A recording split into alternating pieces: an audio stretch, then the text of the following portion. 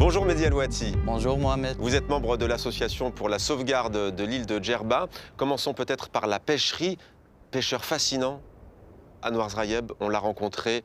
J'ai beaucoup de respect pour ces pêcheurs comme Anouar qui continuent à lutter pour préserver un savoir-faire ancestral. Mehdi Alouati, vous êtes, si je puis dire, l'un des spécialistes du plan d'occupation des sols ici à Djerba qui font la spécificité de l'île. Nous sommes ici dans une mosquée souterraine qui fait partie des 24 sites qui sont en liste pour être classés au patrimoine mondial de l'UNESCO. On est à Mezran, c'est une mosquée souterraine. Les Djerbiens ont inventé un mode d'occupation du sol spécifique. Si on le compare aux autres îles du monde, donc Malte, Corse, là où il y a les montagnes, l'île de Djerba c'est plate, maximum 54 mètres de hauteur par rapport à la mer. Et après la chute de l'Empire romain, les habitants de l'île ont déserté les grandes cités romaines côtières pour s'intégrer à l'intérieur de l'île. Donc tout un mode d'occupation du sol spécifique pour permettre la sécurité à cette île.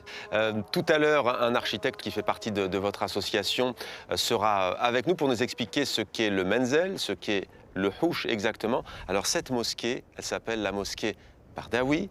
Elle a quel âge environ? Elle n'a pas moins de 700 ans. Pas moins de 700 ans. Elle a été bâtie par des ibadites. Par une famille ibadite qui n'habite pas loin d'ici. Donc c'est la famille Bardawi qui a construit cette mosquée. Et c'est l'une des rares mosquées à Djerba, des mosquées souterraines.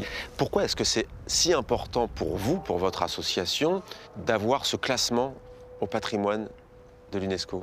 Pour une gestion rationnelle et meilleure du patrimoine de Djerba. Ça peut aussi aider à créer un tourisme, enfin en tout cas à tendre vers un tourisme différent? Bien sûr, un tourisme tant recherché pour voir l'île en profondeur, voir ses caractéristiques de l'île méconnues avec ce tourisme essentiellement balnéaire. Ça pourrait être complémentaire. Merci beaucoup Mehdi Alouati. Avec plaisir.